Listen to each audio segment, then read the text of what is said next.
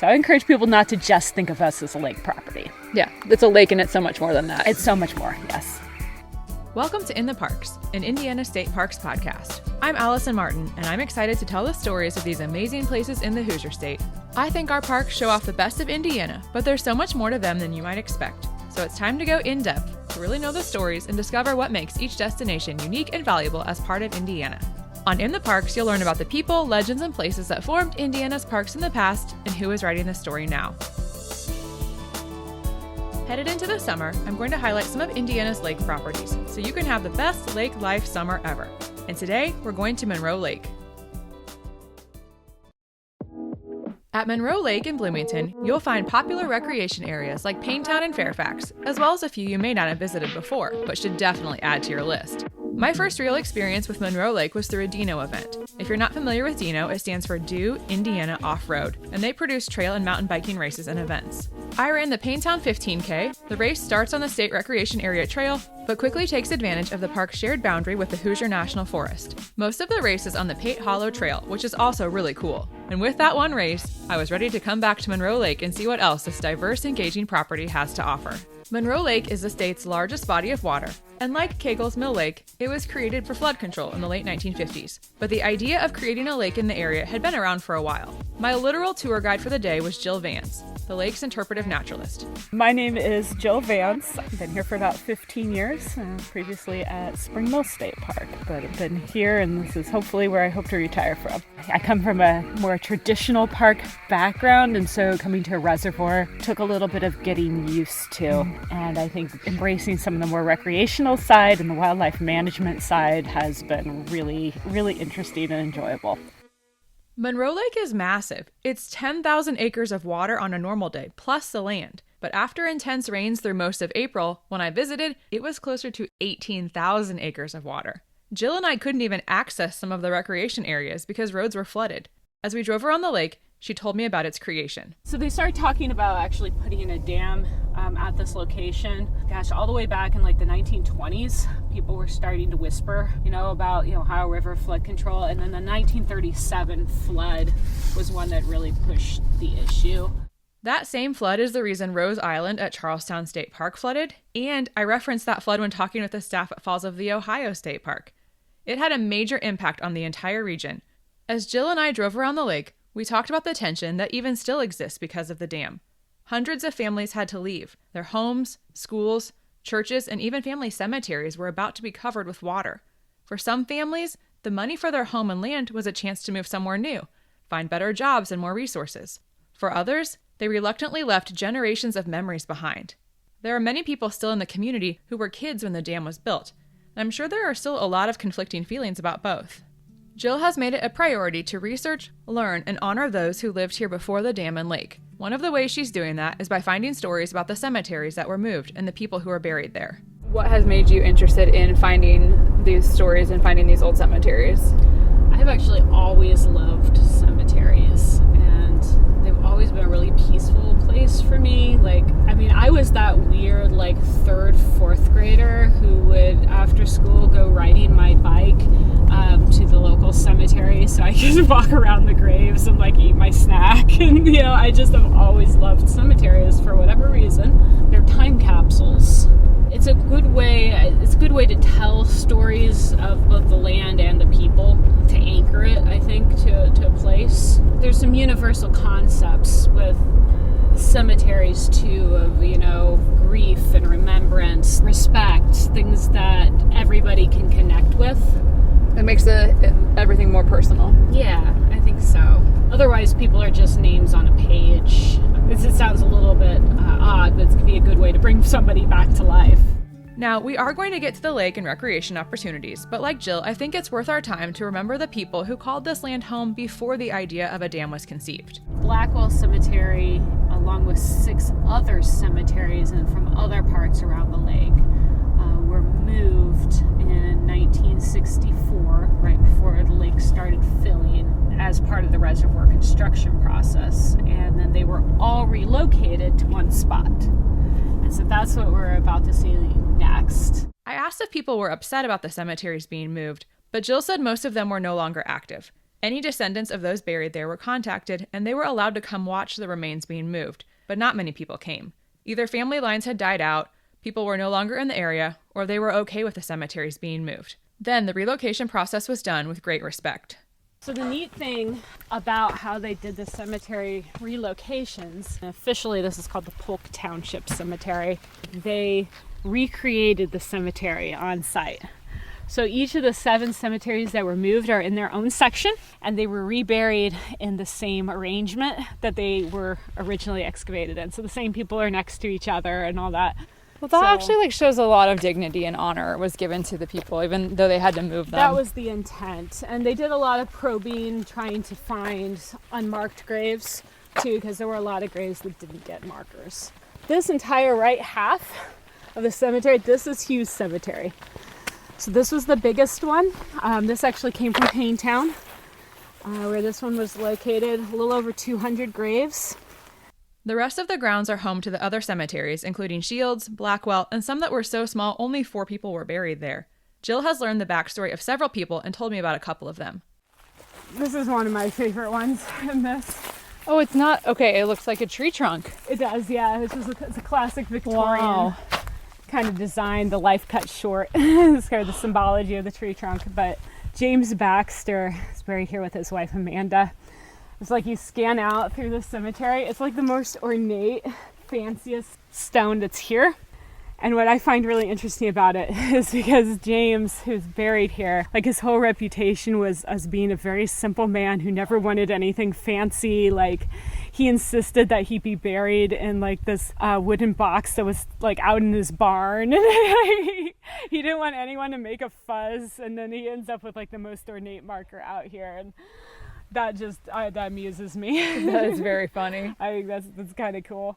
We walked to another section to hear a second story. Nancy Jane Chambers, one of the covered bridges that went across Salt Creek, was named after her. It's called the Nancy Jane Bridge because she ran a little ferry operation with a canoe for years. And so the bridge went in about 14 years after she died, and then they named it in her honor. It was basically the same location where she was running the ferry. So as we make our way around Monroe Lake, don't forget the people who called it home not all that long ago. The dam was officially opened in 1965. You can see it and fish in the water below the dam at Salt Creek Recreation Area. This is like probably around 280 cubic feet per second coming out of the dam right now. And that's low, Which still seems like a lot. Yeah, this is the lowest. There's also an emergency spillway, which thankfully hasn't been used that often. The lake has only utilized the emergency spillway twice in its history, 2002 and 2011. The lake hit 19.2 feet above normal pool. At 18 feet above pool, we jumped to about 44,000 acres in water coverage. What is it normally? Normally, we're a little over 10,000. And so since we hit 19.2, I don't know if anyone calculated what the actual final acreage that the lake hit. Where is all the water coming from? Turns out the lake's watershed is actually Nashville, not Bloomington. So a heavy rain at Brown County will lead to higher water from Monroe Lake. The water levels stay high and don't have a drawdown in the winter, which is when extra water is let out in anticipation of spring rains. That's because Monroe Lake is also a source of water for Bloomington. The Army Corps is thinking about flooding and is concerned with water for the community. Just shows how connected it all is. One of the people thinking about water levels most is property manager Jim Roach. Jim has been part of the state park system almost his entire life. Hi, I'm Jim Roach, property manager, Monroe Reservoir. I have been here since 1986.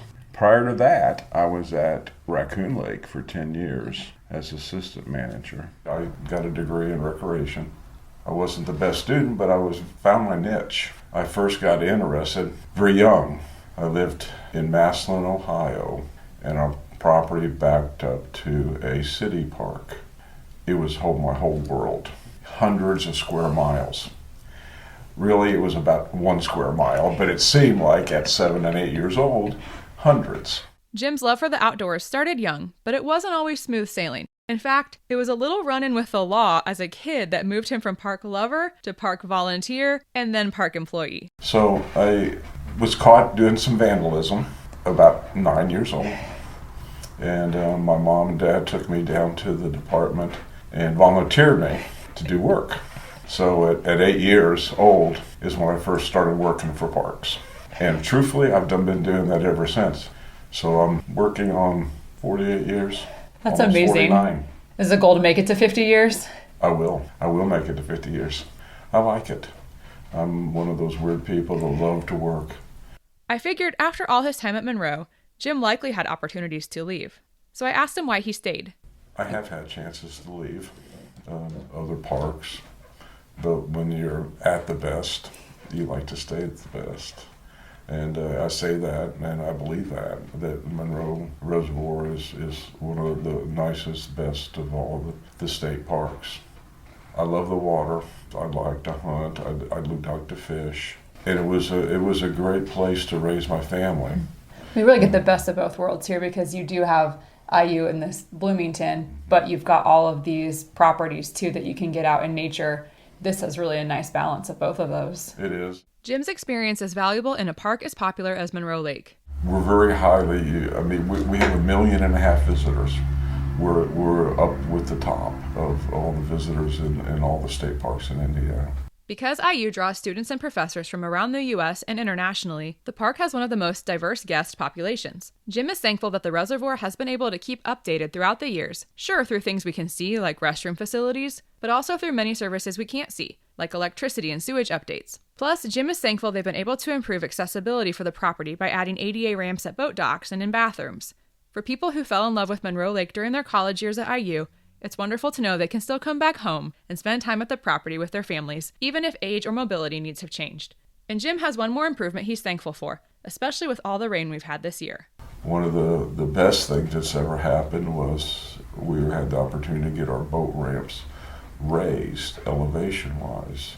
Well, that's great because if you visit some of the other recreation areas within the reservoir, you can see where the problem lies. The ramps are totally underwater and people can't access the water then. So with boat ramps in mind, let's finally get into all the recreation activities at Monroe Lake. With 9 recreation areas, each one has unique advantages and is better suited for different activities. We won't visit all of them, but here's a quick overview of what I'll cover that will help you consider which one is ideal for you. For instance, Paynetown is the best spot for camping, while Fairfax is good for the largest boats. Cutright is also popular for boats, no matter the lake's water levels, because it has high and low water access ramps. Allen's Creek and Crooked Creek SRAs are both more shallow. Specifically, Crooked Creek really can't handle any large boats. Even fishing boats can be tricky when the water is low. But if you're canoeing or kayaking, Crooked Creek is perfect, and so is Pine Grove SRA. They both have quick access to no-wake zones and backwater areas where you're more likely to see wildlife. In addition to the recreation areas, we'll also learn about Stillwater Marsh, which is ideal for birdwatching and waterfowl hunting. Let's start at Paynetown, the recreation area you'll find by the main reservoir office. Paynetown is an awesome property. There are a couple easy trails on site, as well as quick access to Hoosier National Forest on the Pate Hollow Trail. For camping, you'll find over 90 non-electric and 226 electric sites. The non-electric sites are actually just before you get to the campground gate. They're a little closer to the beach, but still have nice shady spots.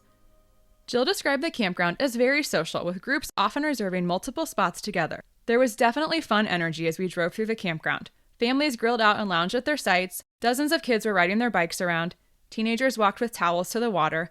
Definitely a great spot for a group. Paynetown also has an activity center, which is where Jill's office is. Unfortunately, it'll be closed for a bit longer due to flooding. It's made Jill's work commute interesting, to say the least.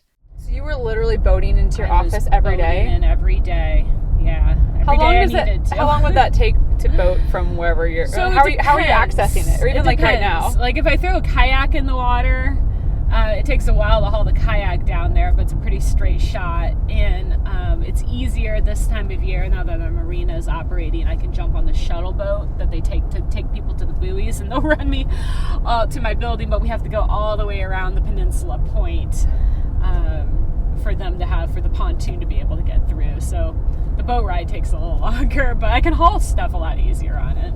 I feel like that's like something you would expect that someone's doing like way far out west or Vancouver Island, and here you're doing it in Indiana. Yeah, I mean, a lot of people, like, they hear that I have to boat to work, and they're like, oh, I wish I got to do that. I'm like, you would tire of it after about 2 or 3 times. It's neat, it's unique. The first time I did it, I'm like, oh, this is kind of cool. And then by the end of that first week, I'm like, I am so sick of this. I don't know, still kind of sounds fun to me. But speaking of kayaking, I got to have one of the coolest experiences of this podcast so far. Jill and I met at Crooked Creek State Recreation Area at 7 p.m. and kayaked for a couple hours as the sun set. It was absolutely incredible, and Jill said Crooked Creek SRA is one of her favorite spots to kayak. To get there, I took TC Steele Road, which was a curvy, hilly road that took me past artist TC Steele's historic home. He was an impressionist painter, and I really wish I could have stopped there. It looked beautiful. Once I got to Crooked Creek, we were joined by someone I'm told is a Bloomington icon because he's the original owner of the Runcible Spoon, a legendary restaurant in town. Mid-kayaking, he told me why he loves Monroe Lake. My name is Jeff Daniels.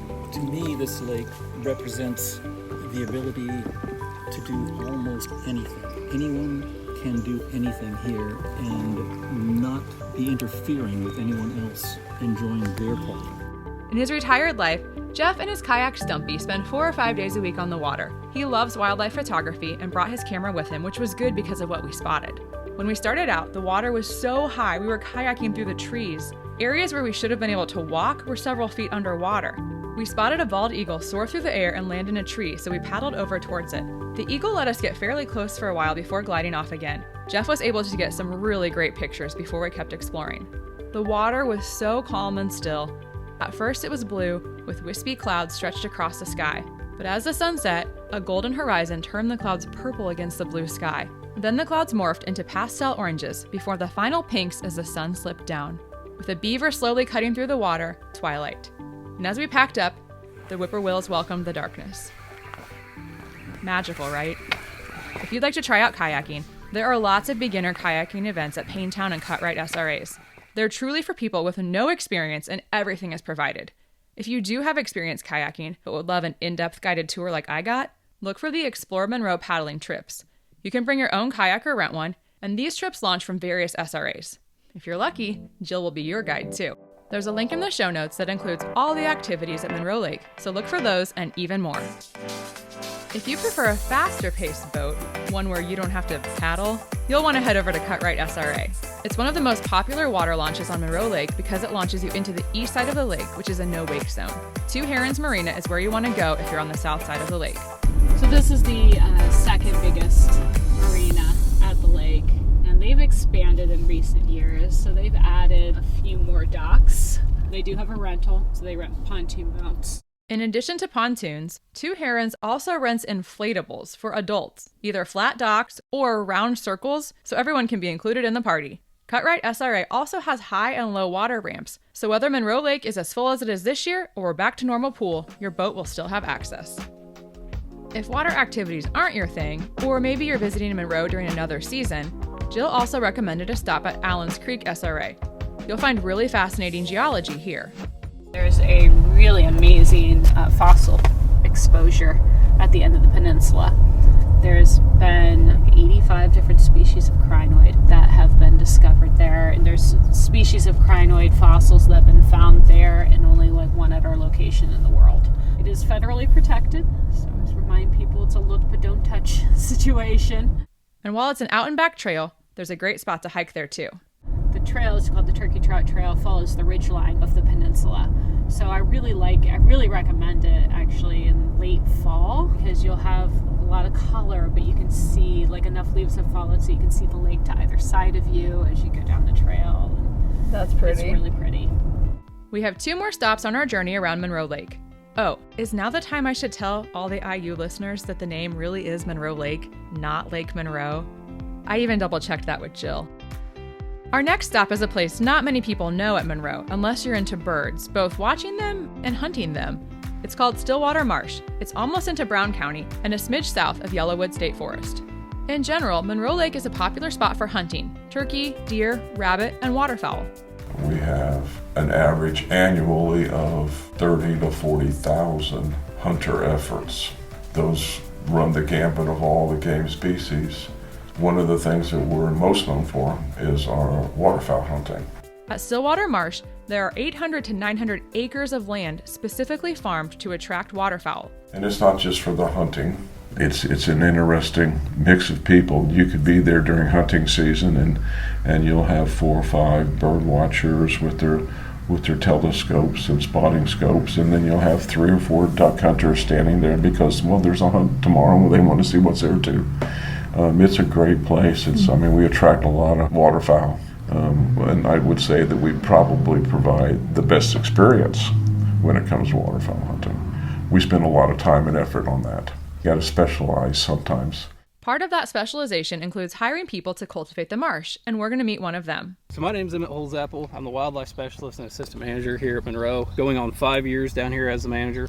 It may seem counterintuitive to people like me who aren't hunters, but it was really cool to hear Emmett's love and respect for waterfowl. He's able to balance the appreciation for them with hunting. He explained what Stillwater Marsh is there for and how he uses it to support birds year-round. Primary focus is the waterfowl, giving migratory waterfowl a place to feed, loaf, rest up, without constantly daily being harassed by hunters, fishermen, boating traffic. The marsh also helps with sediment control for Monroe Lake. The more logs they can catch at Stillwater Marsh, the less it will get caught in someone's boat. The way Emmett and the staff cultivate an environment for waterfowl is through mechanically raising and lowering the water levels of the marsh. Why would they do this? It actually brings more waterfowl to Stillwater Marsh, and when birds migrate, this provides them with a safe space to rest before moving on. So pop quiz. How many types of ducks can you name? For me, that was not a long list. Remember how earlier Jim said waterfowl was Monroe Lake's specialty? Get ready to hear all the types of waterfowl and other birds migrating through the area. When we get into the main waterfowl migration, we see everything down here. We've got all kinds of puddle ducks, divers, of course the geese, and a lot of migratory shorebirds that'll come through. Our main ducks that we see, of course, the mallards, the black ducks, pintails, gadwalls, green-winged teal, we'll get those in good numbers. The wood ducks, our divers, we get redheads, scaup, canvasbacks, ringnecks, and then, of course, we'll see golden eagles, bald eagles, all the hawks and everything. Ospreys will get up in here. There's a wide variety of stuff. How cool is that? Like, Emmett could have literally been making up names of ducks and waterfowl, and I would have just nodded along. There are also marshes and areas at Monroe where the water will stay up all year because of the wood duck population, which Emmett and others are tracking. We have such a high wood duck population. We leave those marshes flooded to give them a place to loaf, feed on acorns that drop in the water, small aquatic invertebrates. We also band a good bit of wood ducks and geese here. We'll ban those starting midsummer and going right up until the end of summer. ID their species, their gender, their age growth, and then we'll put a band on them, record that data, and then we release them. Stillwater Marsh is also used for hunting, but even then the staff are intentional about how they manage the process, so birds aren't overly harassed and still stay in the area. As we get into fall, starting with the youth and veterans weekends, we do controlled public waterfowl hunts. We do those on a 3-day rotation where we'll hunt every 3rd day, so that way it gives waterfowl the chance to get off the lake, and they'll have a resting area that can't be affected by hunters, fishermen. Just gives them a place to rest. They have a good food source, and we leave our water in here till March, so that way the waterfowl on the migration back north has a resting area that they can get away from people. They're not disturbed. There's a food source. They can build their energy back up to continue back north. Waterfowl hunting season isn't the exact same dates every year, but here's the general time frame. Usually we have early teal season, which is in September. Our main waterfowl seasons, our early season starts, typically the youth veterans is in October. Regular early waterfowl season is usually always November 1st. It goes for, I think, a week and a half, 2 weeks. And then the main late waterfowl season comes in late November and goes till January. Goose season comes in when duck season comes in. It goes till February. I did not grow up in a hunting family, so I had a lot of questions for Emmett about ducks. Like, are people hunting them to eat? And he said yes. So then, of course, I wondered, Does duck taste? What's it taste like? Your diving ducks will be very gamey. Typically, I call them jerky birds. I'll make waterfowl jerky out of them. Your puddle ducks, your mallards, gadwalls, pintails, they've got pretty large breasts, so a lot of people will cook with them. Domestic mallards are a lot of like if you were to go to a restaurant, I think a lot of those are the domestic mallard kind of species. Those are usually the ones you'll see people, they'll saute them or they'll render the duck fat out of them. Those are pretty mild. The best tasting ducks would be your wood ducks, your blue-winged teal, and your green-winged teal. They're a lot smaller breasts, but they're super tender. I would characterize them as the dark meat of chicken. Geese can be pretty gamey. I've done pulled goose. I'll pull a couple of goose breasts out, throw them in a crock pot, barbecue sauce, a whole onion, garlic, and pepperoncinis, let them just cook down like a pork roast. They pull apart and they don't taste gamey at all. Okay, well, I'm really curious to try duck now. In addition to waterfowl, Emmett also helps with fisheries to develop great fishing spots on the lake. And he spotted other wildlife in the area, one you may not be too excited to hear about. I don't like seeing them, but I still find it really cool when I do see them, is the timber rattlesnakes. We've got quite a decent population around here, more so kind of on the southeast side of the lake when you get over towards Brown County. The ones I've always ran into have been from around the service area and south. A lot of timber rattlesnakes, and they're still pretty rare, so when you do see one, it's like, oh, wow, that's pretty cool. It's like snakes and spiders. I don't mind them, I just don't like being surprised by them. And the other wildlife sighting is one I wish I could see. We've got a lot of bobcats out here right now. Really? Bobcat numbers have gone through the roof the last couple of years. What's the reason for that? Less coyotes in the area because they compete with coyotes, they compete with foxes. Conditions have been just right for them. There's plenty of food around, whether it's mice, voles, the rabbits. But yeah, the conditions have just been right and their population has done very well. Emmett said every day is something new with his job, which is what he loves about it. My grandpa always said, if you didn't learn anything today, you weren't paying attention. So it's one of those, you can definitely learn a lot of new things. And being out here, you get to see a lot of new things that people don't typically ever see. I've seen eagles hunting ducks, which the ducks will dive down, the eagle will keep flapping right above it, the duck will pop up, the eagle will go for it, it'll go back down. And how many people can you say have seen an eagle hunt out here or something? I didn't even know eagles hunted ducks. Oh yeah. Yeah, they'll go after the smaller ducks, the green-winged teal, blue-winged teal, some of the small divers. Oh yeah, they're opportunistic. While Stillwater Marsh isn't open year-round, when it is, it's a fantastic place to observe birds. Now we have one more spot for incredible bird watching. Our final stop, Fairfax SRA. Here we'll find a marina, inn, and amazing bird watching for osprey and bald eagles. Did you know Monroe Lake is who we have to thank for bald eagles coming back to the state? I was excited to see this recreation area. Jill gave me a quick reminder about the 4 marinas on Monroe Lake. Fourwinds is the biggest, and then we have Twin Herons over at Cutright. They're another private marina. And then the Lake Monroe Sailing Association, which is sailboats only, over there at Morse Creek. And then we have a marina at Paynetown, and that's the only state-run marina. And Fourwinds Marina at Fairfax SRA is nuts. And the marina area is huge. It's enormous. Yeah, it looks like, I feel like they're going to be selling me a boat. Like there's that, it feels like it's that big. It's really big. I might go home with They keep adding more docks, and it's just kind of crazy. There are boats out there that are like, they've got to be like 2,000 square feet. I mean, they're insane. Bigger than my house. They definitely cost more than my house, for sure. Yeah, these boats were enormous. Or should I be saying yachts, right? Because these are no mere boats. Some of them are so big, they're being brought to the marina in a semi. Jill and I walked around the marina, and I was more and more impressed. How is this in Indiana? It's so charming. I feel like I'm in like a Parent Trap movie or something right now. So this is the only marina at the lake that's a year-round marina. So they actually have bubblers around all their docks to keep the water from freezing. So people can keep their boats stored out here year-round. That's brilliant. All the other marinas close. In addition to the massive marina, the Fourwinds Lakeside Inn is just as charming. There's a beautiful stone patio where they host live music and weddings. It looks out over the water. It had an oversized chessboard and Adirondack chairs. There's also a private little beach with tiki huts. Jill said since the marina is open year-round, the patio or restaurant are great places to see bald eagles in the winter. Since the water isn't frozen, you can see them flying in to grab fish from the water. We ate lunch at the Windjammer Grill, part of the Fourwinds Lakeside Inn, and I snuck a few minutes with the manager to hear about the inn. My name is Angie Riggs. I am the sales manager here at Fourwinds Lakeside Inn and Marina. So we're a hidden gem. People don't realize that we're out here.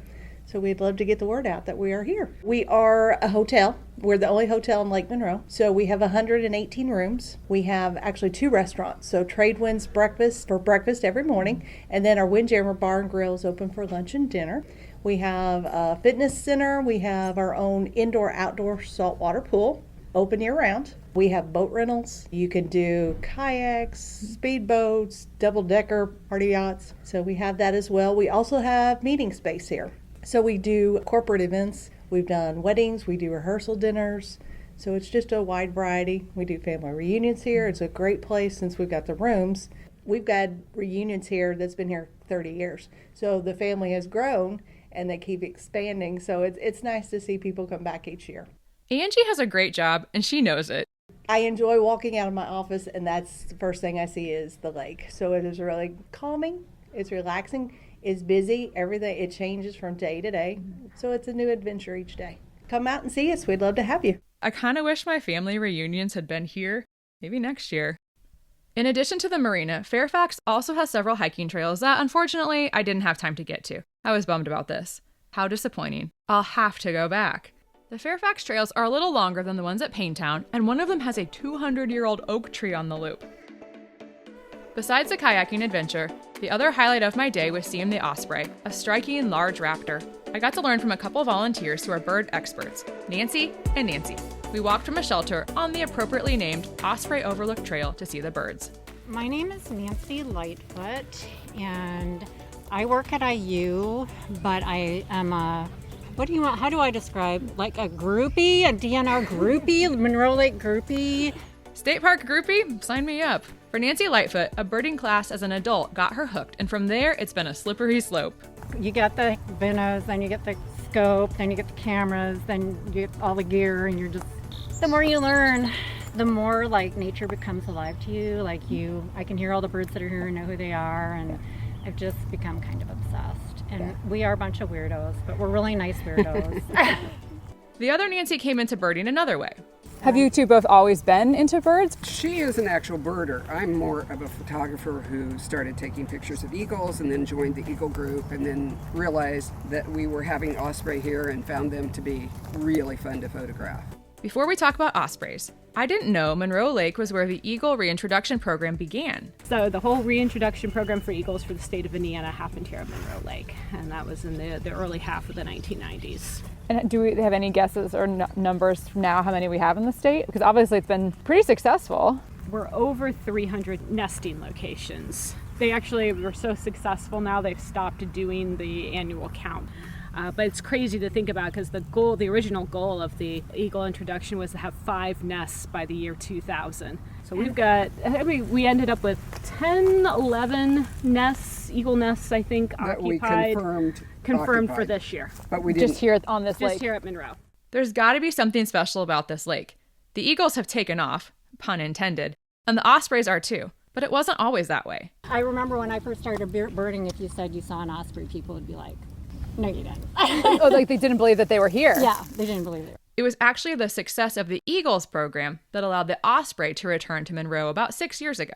As long as the eagles were kind of concentrated here, our theory was kind of like, well, the osprey had plenty of other places where they didn't have to worry about competing with eagles, and so they just they saved their nesting for those areas. So they would come here, we'd see them, but they weren't nesting here. You know, in the last decade, we're at the point where eagles are basically have respread. They're all over Indiana. You really can't find a lake that doesn't have an eagle. And so there's no particular reason for osprey to stay away from this one anymore. It's about the same as anywhere else. With both bird populations flourishing, bird watchers have plenty to observe. Like Summit Lake, Monroe would love to have an osprey camera, but the nests are too far from any Wi-Fi to make it happen. Thankfully, where the Osprey Overlook Trail meets the water, you can clearly see the tall telephone pole, platform, and nest, even without binoculars. Using them helped, and the telescope made even more of a difference. Yeah, we've got an osprey here. I'm going to set up the scope for you. As she set up, I asked Nancy what the birds are like. Oh my gosh, they are the coolest birds. For one thing, they're incredible athletes. They are such good fisher birds that eagles hang out and try to steal food from them. Osprey are super athletic. They don't generally catch fish off the top. They dive down with their wings folded and they hit the water with incredible impact. They have all sorts of special adaptations to help them do that, and they can dive up to 1 meter deep. Wow. They're survivor birds. They're in every continent except Australia, and they're gorgeous. They're excellent parents. Okay, so why the platforms? Can ospreys not take care of themselves? Osprey can build their own nests, but they do have a much higher breeding success rate with artificial platforms, and they've gotten a little spoiled, and there was very intense competition for this platform earlier this spring. Getting the telephone poles in and platforms up is a big job, one DNR accomplished with support from Duke Energy. Thanks to Jill and Jim and the DNR team and Duke, This nest is really successful, and we have 3 healthy chicks fledge every year, which is big. Once they have their platforms claimed and nests built, the mated pair focuses on their eggs and raising the babies. Both male and female ospreys are involved in raising the young. After hatching, the baby ospreys will eventually set out on their own. Jill explained that since the original ospreys babies were born, there are now around 25 adult ospreys who come back to the area who are their offspring. While the ospreys at Monroe Lake are not banded, they've even spotted some from Montana and Wisconsin at the lake. The ospreys who return yearly to Monroe Lake are so familiar to Nancy, she can actually tell them apart. I try to take photos to get their different markings. They have distinctive markings under the wings. We can also tell them by behavior. Definitely. And unique eye color. Yes. That's interesting. Yes. Our original dad has green eyes. Well, and I think they know us too, because Nancy will always like wave to the mom if she's spotted on the peninsula. The original mom and I are from. And I was over there birding, and she flew in and started peeping at me and just staring at me, and I'm like, "Hi, Mom," and I got the most beautiful picture because she was like, "Hi." I swear. Well, crows know people. I would. So, I and know if these are as athletic and There's no intelligent doubt in my as you mind say, these guys recognize people. yeah. Because so many of the offspring are coming back home to Monroe Lake, the park is looking for places to put up more platforms. And why do the ospreys keep coming back, even after they've left the nest? They do like to nest within 30 miles or so, I believe. I can't remember whether it's miles or kilometers of where they fledged.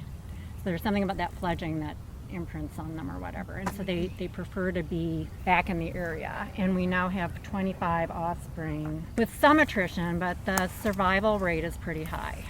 Well, and how fun that, like, you just love knowing that there's that sense of home, that, like, no matter where they fly off to, they're coming back to Monroe Lake, which is what we want everybody to do, right? I love that, yeah.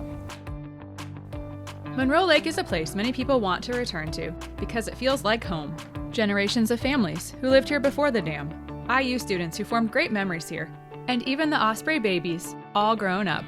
For people like Jim, Jeff, and others who've called Bloomington home for decades, Monroe Lake is a park that has grown with them and where they can still find a place to belong. And you can find that too when you spend time in the parks.